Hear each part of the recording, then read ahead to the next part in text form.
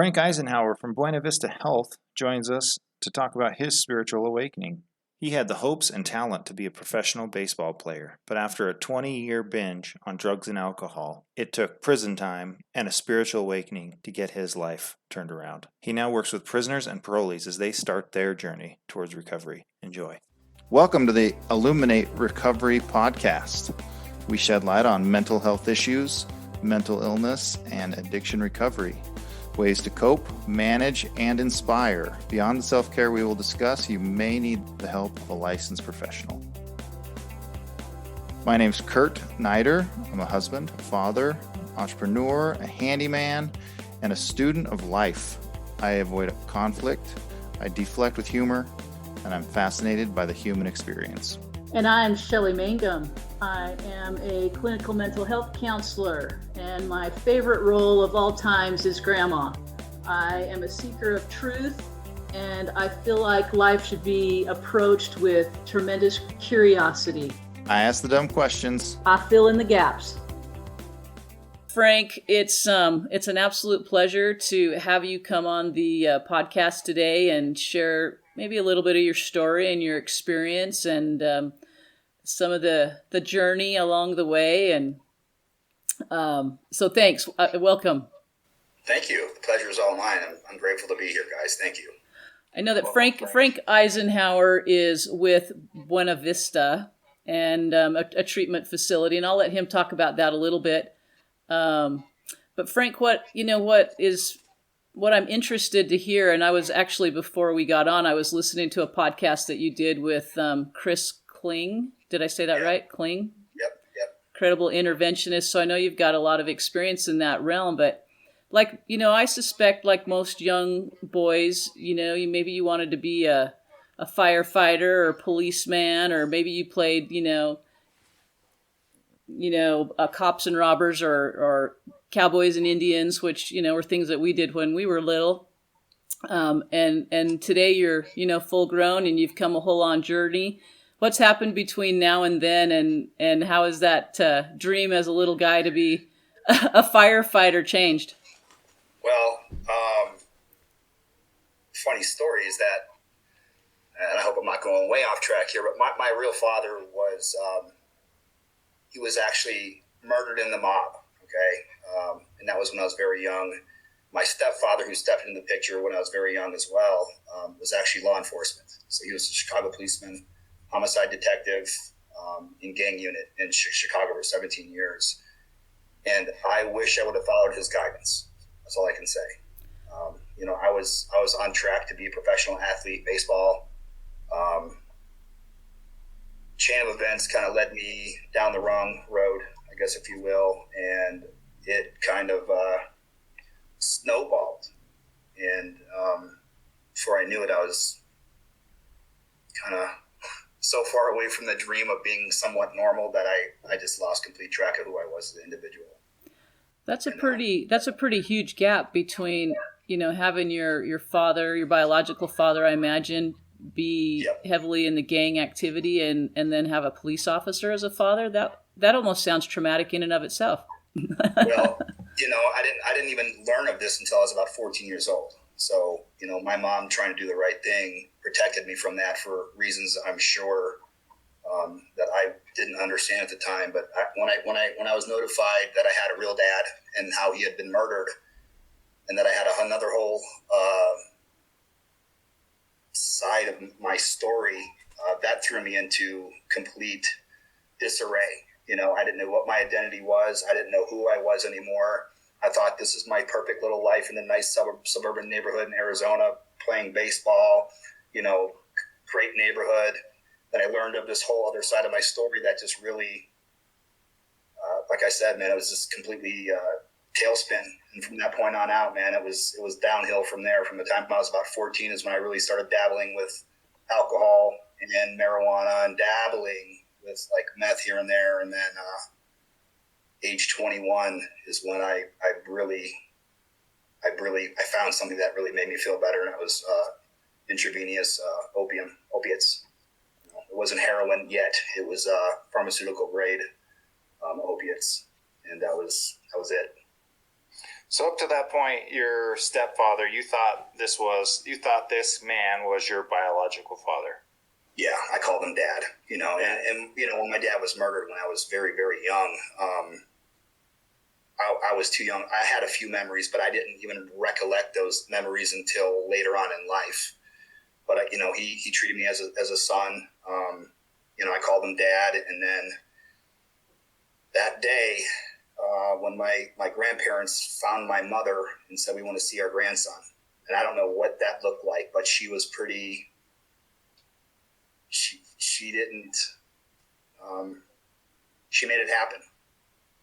So this wasn't something that she had been building up to. She hadn't been preparing with a story. No. It wasn't anything like that. This was Grandma and Grandpa show up. They want access. Yep. She caves. Yep. So it's just everybody's shell shocked here. Yes. Yep. Including my stepfather that had been protecting us from this lifestyle, and then all of a sudden, I'm sure he felt betrayed at some point because our relationship went downhill. My mother was just like, it was just a mess. And mob often is family oriented, right? So was Grandma and Grandpa? I mean, are they still involved in kind of organized crime, or were they completely different and separated? Sure, off the record, they were probably somehow connected. Grandpa was, my other uncle, my dad's brother, had gotten murdered in a milk truck heist a few years before my dad, and then my other uncle was I don't really know the whole story, but he got into law enforcement, and I don't know exactly why. Yeah, it didn't really fit the bill. If that was straight up or not, huh? Right. Is this interaction with Grandma and Grandpa, is this a one-time thing? Have you stayed in contact since? Was there a relationship there? They're both deceased. I saw them for 2 summers in a row, and then I stayed in contact with them for a little bit. And then when I started getting heavily into drugs, 18 is like when I got out on my own is when I really got heavy into, drinking and dabbling with meth and weed and hallucinogenics and stuff like that. And I kind of lost contact with everybody for about 20 years until I got sober when I was 40. And they had deceased years ago, both of them. My uncle just passed away. I didn't really talk with him very much. We didn't have a whole lot in common. And I still talk to one of my aunts. And funny enough, through that, my first interaction with my grandparents when I went back to Chicago, and I thought I was going to go visit these strangers. I walked into the house and I remembered everything. It was wild. Like I remembered the smell of the house. I remembered everything. And so they told me, because my mom, we still haven't really talked about this, but she told me that he had got killed in a fire because he did firefighting. He was on the, when you're like a part-time fire, what is the reserves or something. So she told me he'd gotten killed in a fire, not expecting my grandparents to spill the beans. And they said, yeah, your dad got killed. Like he got murdered. And they went into detail how it had happened, and it was pretty brutal. And they said, oh, and you also have a brother and sister. And I was like, oh, wow, okay. So that on top of all these things I'm learning, I have a brother and sister who don't want anything to do with me because I was, my dad lived that lifestyle of being with several women at a time, the mob life, Italian guy, good-looking dude, money, power, women. My mom was the side piece, one of them. So when his family, his son and daughter found out that I was in the picture, like they didn't want anything to do with me. And it wasn't until about, I think 2 years ago, my sister found me on LinkedIn and she reached out. She goes, hey, if you're Frank DiBartolo, we may be related. And I was like, I've been waiting for that day forever. And like we talked and she came out and visited and we just like reminisced. We didn't reminisce, but like we're blood. Like she knew my dad. I didn't know my dad. That was her daddy. And, she just painted a picture of who he was as an individual. And, it was a lot of really cool closure finally, because my whole life, man, I felt like, shit, I'm not good enough for these guys. They don't want anything to do with me. Like, what did I do wrong? And when I got sober at 40, I was like, what ain't my problem? And a lot of closure came to me when I finally had that burning bush moment and got sober, but then just things started falling into place for me. So. Wow. That's a lot. That's a lot of history and a lot of action going on. How did baseball play into all of that? So I mean, I played baseball from the time I was 6 years old. I was just a natural. And by the time I was in high school, I was already having scouts come out and check me out in sophomore, junior year. I mean, I had a bright future in baseball. I had the natural ability to just dominate on the baseball field, man. And it just slowly kind of trickled to things less important, and girls are more important, and partying was more important, and getting in fights was more important, and and that just became. I just lost the passion to play baseball because I was just so in an emotional tailspin, I guess you could say, that I forgot that was one of my passions because I just got sucked into the vortex of my identity and just not knowing who I was as a person anymore. I mean, that's a lot for a 14-year-old kid to take on. That's a heavy burden, or not even a burden, but it's a heavy realization to come to terms with. At 14, I'm like, here I am, this person. Nope, that's not who you are. This is who you are. And I just couldn't comprehend the gravity of that situation. So how did that kind of bombshell affect the relationship that you had with your mom? What happened to that trust level? Man,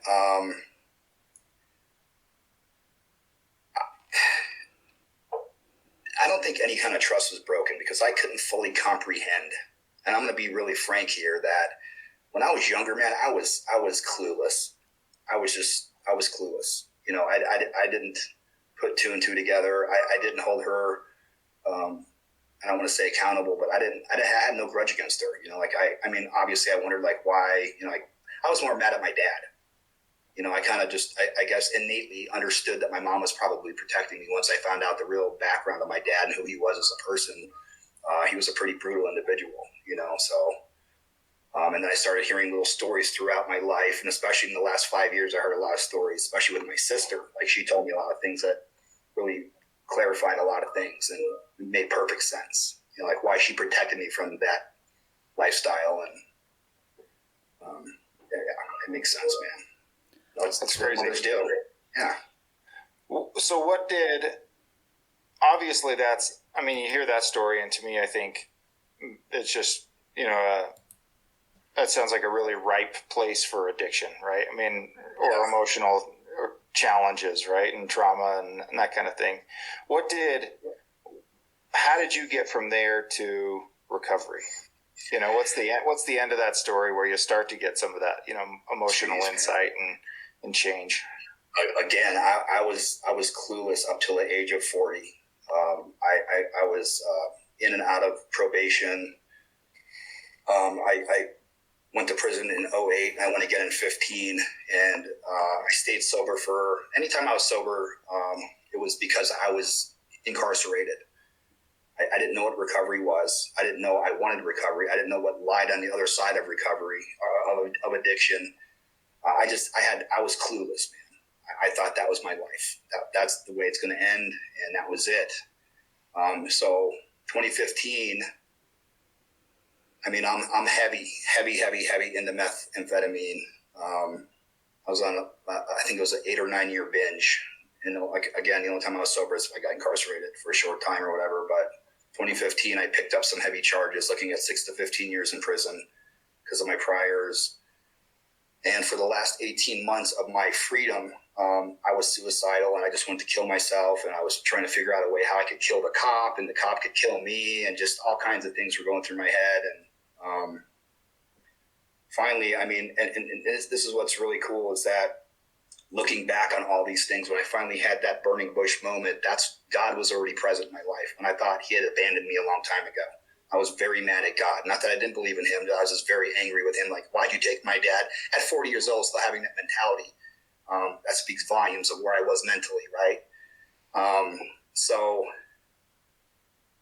he was already showing up in my life, setting up these next steps in my life. So I go into court, and I'm expecting to get 6 to 15 years. And it was my last court date, the last continuance that I was allowed to have. The prosecutor actually turned over evidence to the judge that liberated me of that sentence. And I was sentenced to a mandatory 4 months for an aggravated DUI.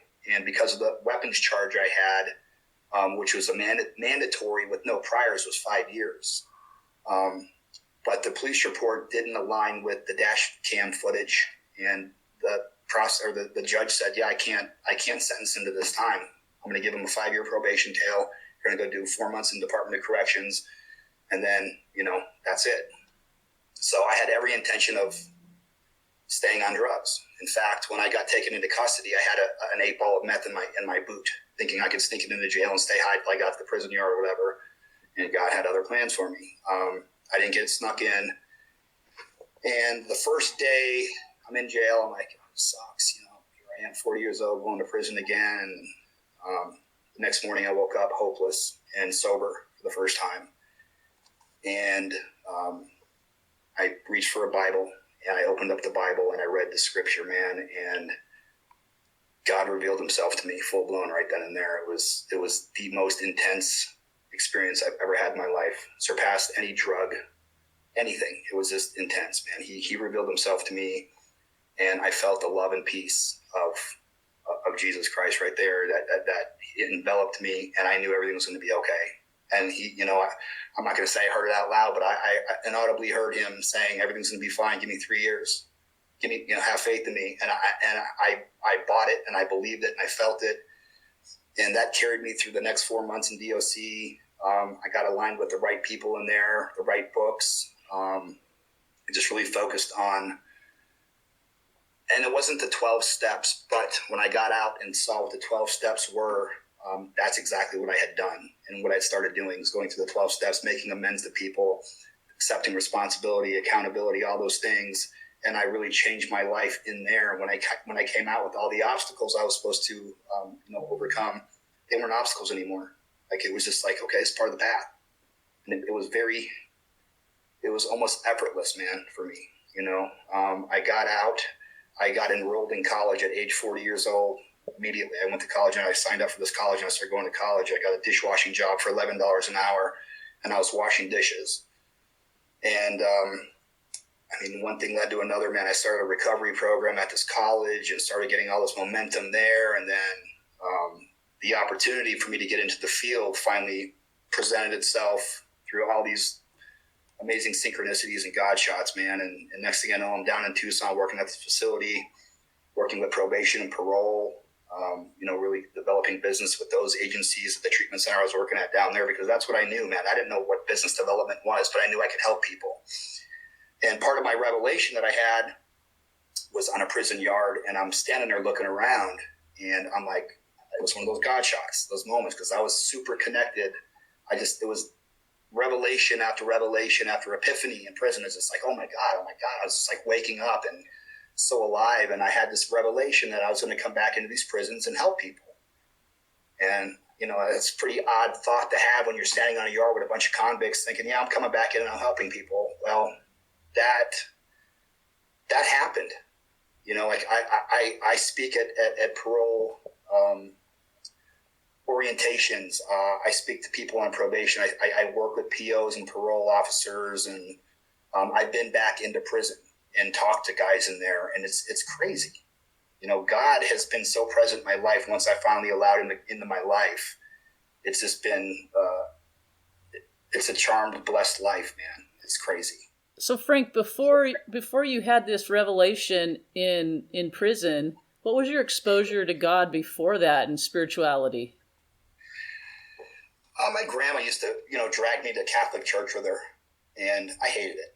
I like I said, I was very. I don't know if ignorance is the right word, but I was very just blind to things when I was younger. I didn't understand the meaning of spirituality. I just thought God was the guy in the sky.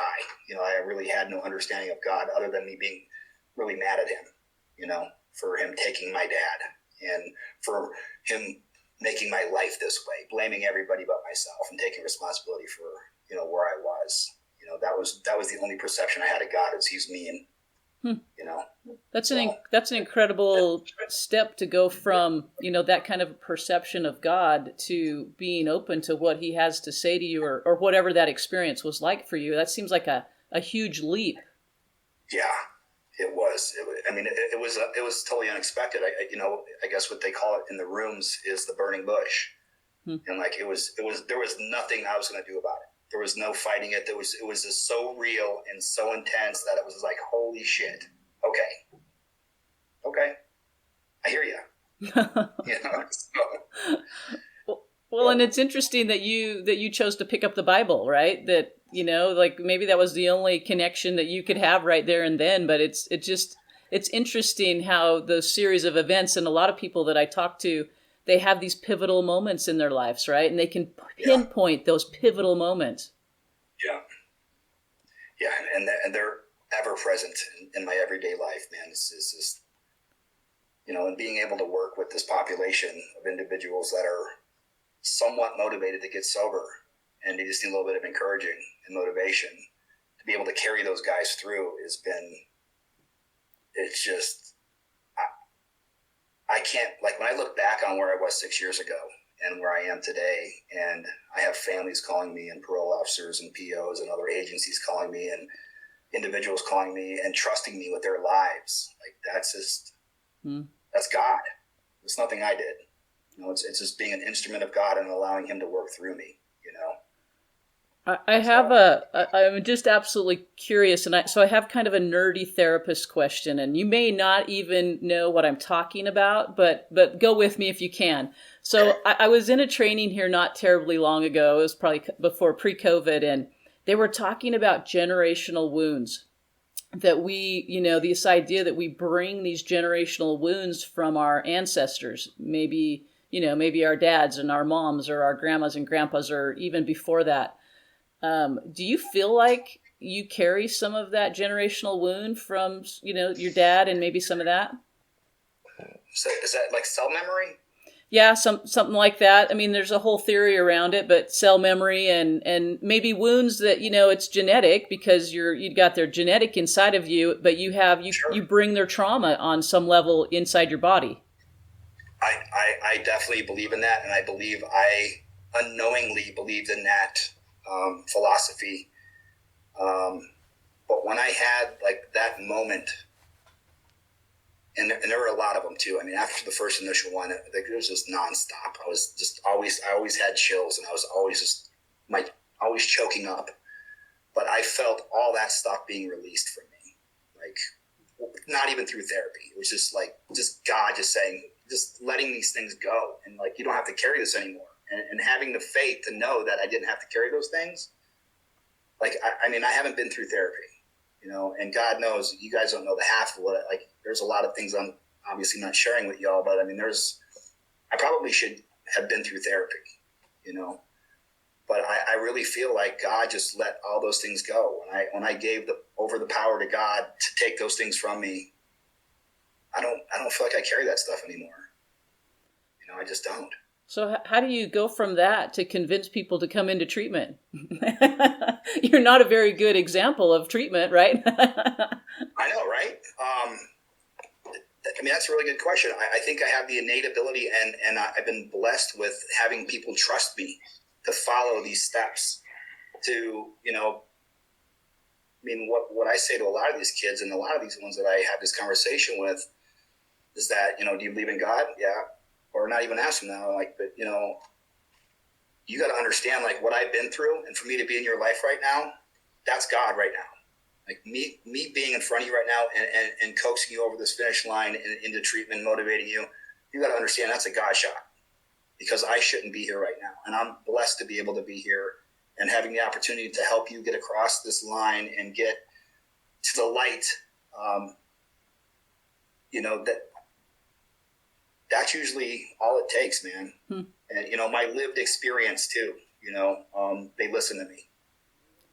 Because my testimony, I have some pictures that I'd show you guys and you'd be like, that ain't you. It's me,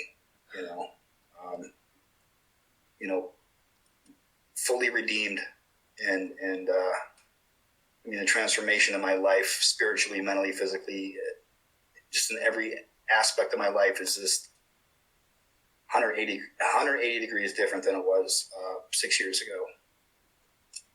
You know. Yeah, you've got like a healthy aura, right? Have you always been physically fit? Have you always been in good shape? Or is this a recent thing too?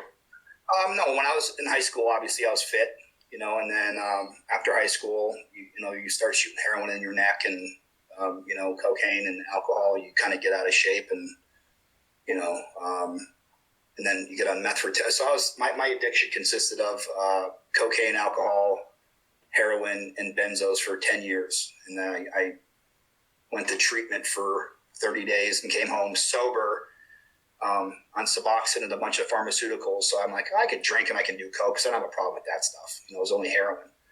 And, the day I came home from treatment, I got coke and started drinking and smoking pot and doing my Adderall and my Xanax and my Suboxone and all that stuff. And then I was introduced to meth. And I haven't been physically cognizant for 20 years prior to my sobriety. From 18 to 40, I was pretty messed up looking. So crazy. What's the program like at Buena Vista? Tell us about, what you're doing now. What are the focuses there, and what are kind of the high points of what you guys are accomplishing? Well, we have 155 inpatient beds here, man, and so my job is business development representative. So, like I said, I'm working with parole. So we accept Medicaid for detox and intensive outpatient, and our Tucson facility accepts Medicaid for the full continuum. Our Chandler facility, which is another 7. So Chandler and Tucson are both 70-bed facilities. Okay, there's 35 beds detox, 35-bed residential. Tucson is Medicaid heavy. Chandler is commercial. And then we have the 14-bed detox. It's kind of like a boutique detox, 14-bed detox up near Cave Creek, Arizona. We accept the Medicaid and commercial there as well. But our focus, man, is really just to get the word out in the community to, obviously I love working with individuals that have my kind of story on probation, on access, very limited income, getting them through our detox and plugged into the community resources that we have here. We work with a lot of great programs in the Valley that have little, I don't want to say boutique treatment curriculums, but they're not large facilities, 15, 20, 30 bed facilities for the Medicaid population. However, our business model is really focused on commercial. So we have the 35 bed residential and 35 bed detox in Chandler, and then the 14 bed detox, which is mostly commercial. So I think I kind of got lost on the question. I forgot what the question was, man. That's what you're doing. That's what you answered. So, yeah. So detox heavy, right? We've had a couple of people recently where the conversation was really they never looked for treatment, right? And whether they were in jail or whether they were in kind of a forced detox, right? At some point, someone showed up from a facility. Yeah. Gave them a quick heads up, and had some magnetism and had some positivity in their life where, that person walked out of whatever their circumstances was right into treatment without really having ever considered it. Right. Prior to that point, because they just didn't have hope, right? They had the guilt and they had the shame and they had all of the negativity there.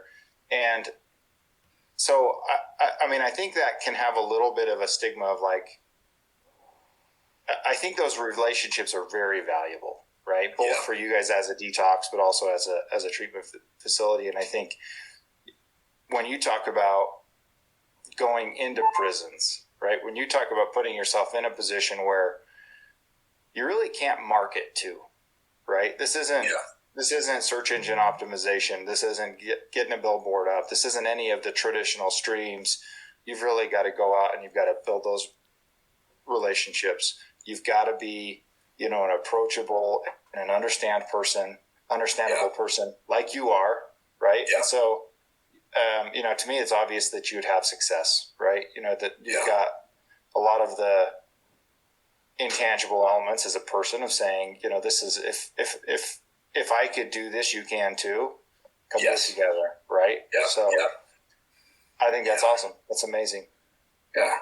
So Frank, what do you see in your future? Do you see doing this kind of work forever, or do you see something beyond this?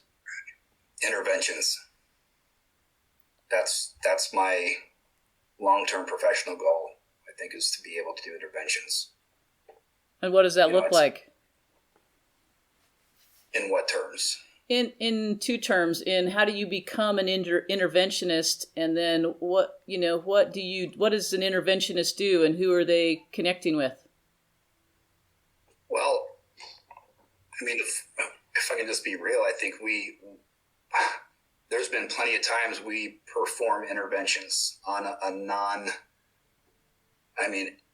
but not interventions. There's plenty of times where I meet with a family and an individual who's just like, F this, I'm not going to treatment, F you, who the F are you? This, that, and the other thing. And I come into the mix and I'm able to talk to the individual, pull them aside, and kind of coach the family through it unofficially. I think that's what I was groomed to do through life. I have the lived experience. I have the lived experience, man. I'll just leave it at that. I'm effective working with individuals and families, getting the families to understand you're approaching it wrong, or, hey, it's just a natural ability like baseball for me, getting somebody to commit to treatment or to at least sit down and listen. If it doesn't happen today, they're going to call me in a couple of weeks and be like, hey, I think I'm ready. And that's just having the patience and professionalism to be able to approach them the right way, man. I that's where I'm going to be. Next time we talk, within a year or two, that's my prediction, is I'll be somewhere doing interventions. You mentioned explaining to the family that, they're doing it wrong. To me, that seems like maybe half the battle, right? Sometimes. It seems like it'd be a challenge to be able to come to this family and who's expecting you to do the work, right? Help us fix this individual in our family, and have to be able to have the conversation. Some of this might be your fault. Right? That's hard to take on as a family, right? And let's say the individual does get fixed by some miracle, you are the solution, and they leave and come back. The family can't be the same. There has to be changes on kind of both sides of the fence there. Right. How does that conversation go for you? Do you feel like that's as easy of a sell for you, or? Yeah, I think it is, man. 8 out of 10 times they understand. Y'all got to do your work too. This is not their problem. It's y'all's problem, and you guys got to do your work too. Because in my experience, when I do get these individuals that are not going to treatment and not open to get help, go into treatment, the family kind of like, okay, what else? And they start listening a little bit more, and there's a lot of those cases, man. It's like, let me just talk to this guy real quick. Let me talk to your son. Well, he ain't going to talk to you. Okay, let me talk to him. Next thing you know, the parents are sending me emails. Oh my God, what'd you say to my son? He's going to go to treatment. No, I'm not surprised by that. I think you've got a good energy and a good charisma, so that doesn't surprise me. I'm sure we kind of work in a bunch of different areas, but I would think that hopefully we've got some listeners who hear this and think, okay, Frank's our guy, right? He's the one who can get through, especially for I'm sure you get through to a lot of different people, but I'm picturing who that teenager is, right? Who's going to be somebody that a teenager or an athlete or whoever is going to listen to. That feels like a no-brainer, to me. So, what's the way that they get in touch with you? Where do people find you? You can find me on LinkedIn, on Facebook, Frank Eisenhauer, through Buena Vista Health and Recovery Centers. You can reach out to me directly at 480-798-6902. That's my personal cell phone number. Pick up 24/7. Cool. Yeah, I think it's an opportunity, right? And I think that's I don't think that every facility is right for everybody. I don't think that every path is right for everybody, right? But when I hear you talk and I hear some of the things you're talking about, it would be attractive to me. So that's why I think it's worth putting that out there and seeing who we can help get sent your way. I appreciate you guys so much. It was a fun conversation, Frank. It's been fantastic getting to know you, and just kind of hearing your story it's incredible to me. I know for when I first started as a therapist, I did an internship at a halfway house of women coming out of prison, and listening to some of the stories that they shared with me, it blew me away, and it was life changing. Right, I had to step back and reassess what really was how I wanted to look at people, because I didn't come from that kind of a background. And, I had, makes me feel like, I didn't come from wealth, but I certainly had everything that I needed and all of my needs met, and certainly was safe. And here's someone saying, the one that sticks out to me was that I started running away. She said, I started running away when I was 9 years old. And I was safer on the street than I was in my own home. And she would just tell these stories of living on the street. And she wouldn't talk about the trauma in her home, but it definitely changed my whole outlook and how I wanted to think about people. And so very powerful. That's a powerful environment. And the fact that you can talk about God and have people take you seriously and not write you off because you're out there talking about God and not just a higher power, but you're making it somebody that has an image and a name and a person and reality, I think is pretty huge. Yeah. So thanks for what you do. Thank you, Shelley. Kurt, thank you very much for having me on, guys. I'm very grateful for the opportunity. It's our pleasure.